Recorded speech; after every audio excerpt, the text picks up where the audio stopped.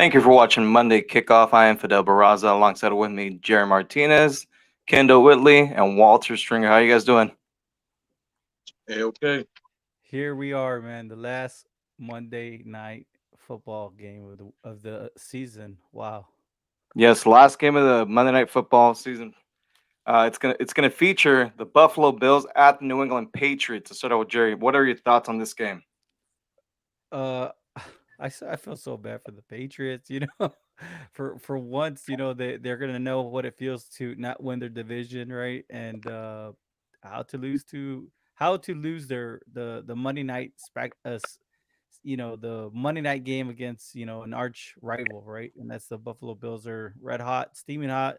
I don't think that the Patriots have any kind of firepower to match what the Buffalo Bills can do. Walter. Yeah, I agree. I agree completely. I still believe that Buffalo really needs to take this game serious based Hmm. off of what you just said because it still is a divisional game. So don't think New England can't jump up and bite you on any given night. So they better still have their ears up. Kendall. I think it's a big game for the Bills because you finally can put a fork in the Patriots for this season. You can sweep the season series for the Patriots after the Patriots have been known to whoop up on you for the past 12, 15 years. I mean, Patriots they've been dominant against the Bills. So I think, but we've seen from the Patriots this year when it's time to put up a big time performance, they can do it. Look what they did to the Cardinals. Look what they did to Baltimore Ravens when everybody thought that they was going to come in and beat them. So I mean, this could be one of them games for the Patriots. Everybody wants the size to play. The defense plays great. Cam has a good game, and they come out and they shot the Bills. So I'm not I'm picking sorry. that. I'm gonna give you a little bit, but I think it's gonna be a good game. But just don't think the Patriots gonna roll over tonight. I'm sorry. I'm sorry, Kendall. Real quick, guys. You sound like a Dallas Cowboys fan where it says 5 Super Bowl rings.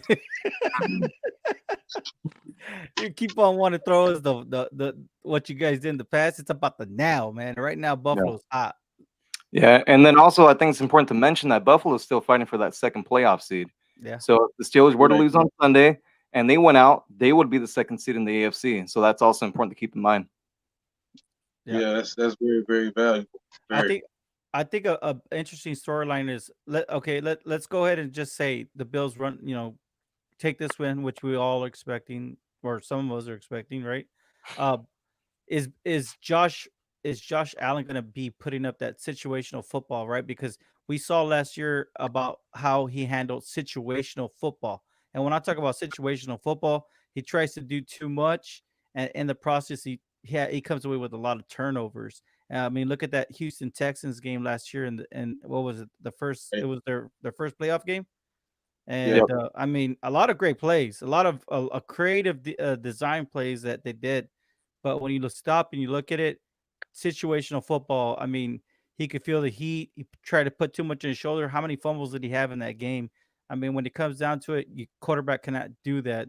So I know it's kind of hard to jump ahead, but I will say this: the success that he's having, you can attest it to great team building. But I'm gonna give credit where credit is due. That offensive coordinator Brian DeBall, he has done excellent job with all the talent that the general manager has put in the Buffalo Bills organization. Watch out, he's going to be a hot name come this offseason for head coaching names.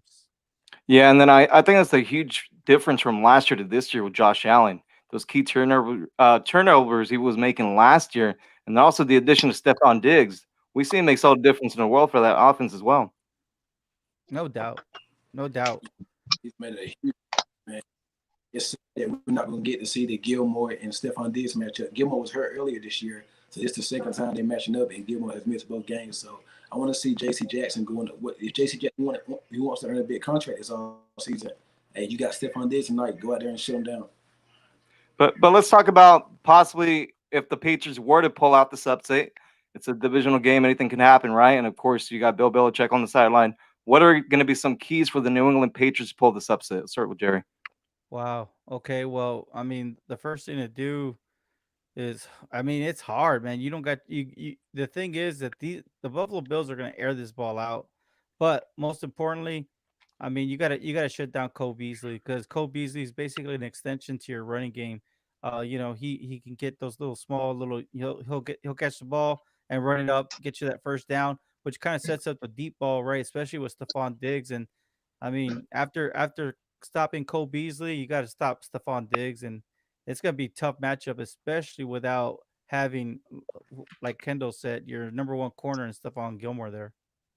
Walter. Yeah, yeah, I believe New England is going to have to figure out a way to limit those targets. Now, even if you don't limit the targets for Diggs, limit the amount of catches he does officially get. Make sure you keep everything 10 to 20 yards in, because he's going to still, any type of man coverage you run against him or you allow Buffalo to dictate offensively, he's going to kill it.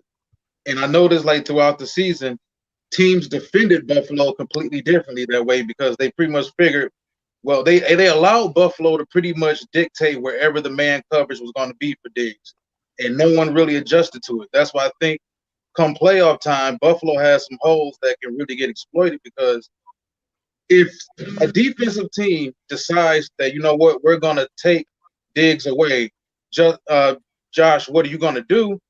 What is he really going to do? You know, I think that's what it comes down to with situational football, because we honestly haven't seen it with Josh. Last year against Houston, the moment looked pretty much too big for him. So he's going to have to prove it, because things are going to change. I think the way people have defended Diggs all season, he won't have that. He will not have that come postseason. Kendall. I think for the Patriots, they got to mix up the coverages. They got to put out some. Belichick is known for disguising on defense. Josh Allen, historically, he hasn't played well against the Patriots. He's thrown a bunch of interceptions like 4 meets against them. J.C. Jackson got like 5 interceptions against Josh Allen in like 3 meetings. So he seems like he's always he has the Bills number. So I think from the Patriots, they got to mix up the coverages, find a way to get a pass rush. Get a pass rush to Josh Allen. The Bills not a big running game. They're not a big running team, so I feel they can contain the Bills offense there. So I think it's strengths against strengths. Patriots got one of the best secondaries, and Buffalo got one of the best offenses. And then from the offense, we need N'Keal Harry side. N'Keal Harry have a big game. Jacoby Myers, if they can come on, I think the Patriots can pull it off. So I think one of the keys for victory tonight, if the Patriots are going to win the game, is time. And what I mean by that, time possession, you got to get the run game going. The less time Josh Allen's on the field, the less time he can beat you on the field. So I think that's going to be one of the keys to the game tonight. Now, with that being said, let's go and pick tonight's game. Start out with Jerry. Give me the Buffalo Bills. Walter. Bills. Kendall. I'm going to go 28-24. Sorry, you cut off. Yeah, you cut off. What? 28-24 Patriots. Patriots. All right. Oh, wow. I'm going to go with the Buffalo Bills. So let me Buffalo. ask you guys a question real quick. So let's just say the Buffalo Bills look sharp. I mean, they just dissect the freaking Patriots defense. I mean, come next week, they do the exact same thing. Are they the biggest threat right now to the defending AFC Super Bowl champs as far as that AFC Conference Championship? If they Personally, I still don't I believe believe so. I don't, for the simple fact that defensively, Buffalo has some issues. They're terrible in the red zone defensively, and they're terrible, not terrible, but they're bottom half in the league in stopping the run. So I think Andy Reid and Mahomes can figure out how to play Buffalo. I think so too. And actually, the Patriots had a big game by Sonny Michel, about 30 yards in the running game. You know what? I mean, if they beat New England tonight, I don't think it's saying much. I know it's a Bill Belichick team, but I mean, obviously, this team's dealing with a lot of different things. If they were to beat Miami, though, next week, Miami's defense is pretty good. But I don't see them beating Kansas City. I really don't. Yeah, I know. I just wanted to ask that question. I mean, the thing is, I mean, the way you look at it more and more, it's just Kansas City finds a way to win, and they have the quarterback that's going to get that win no matter what it takes. Yes.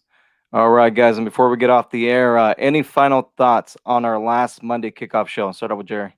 I just want to say first, thank you so much to everyone, family, friends, people just all around that even the network, every member a part of the East West Football Network. You guys have done an amazing job. Uh, Everybody that supported us, thank you so much. We really appreciate the support. I say thank you personally. Um, but it's football never ends, and I'm pretty sure Walter, you know, Walter and of course Kendall and Fidel can agree with that. But just make sure stay tuned on Tuesdays and Thursdays. Right now, the schedule is on Tuesdays and Thursdays. We're going to be bringing you the draft show. It's going to be the East West Football Network draft show, and that will include Walter Stringer, myself, and Ned Lennon. So make sure you tune into that. It's going to be an interesting panel. We're going to be bringing you mock drafts, breaking down players, and the more questions you ask in the comment section, we're gonna be highly engaging. So make sure you stay tuned. Of course, we also have a string of other series of shows, but I'll leave that to Fidel and Kendall to explain. Walter. Oh, Jerry said it all. Another wonderful night of football. I mean, I had a ball with you guys this season. Hey, we still got a lot of fun left, man. Yes, we do. Oh yeah, Kendall. Yes, sir. Hey, just like Walter said, Jerry, he cleared everything up. All right. And then also, too, it's important for us to let you know that we have actually just started covering basketball as well.